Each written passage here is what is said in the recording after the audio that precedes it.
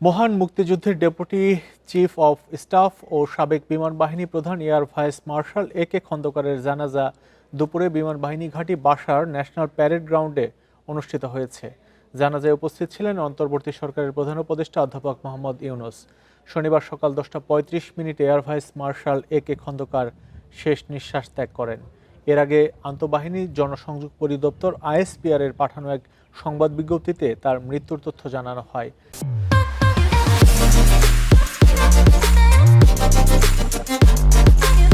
A K Khandakar 1952 সালের সেপ্টেম্বরে PAF থেকে কমিশন পাইলট অফিসার পদ লাভ করেন।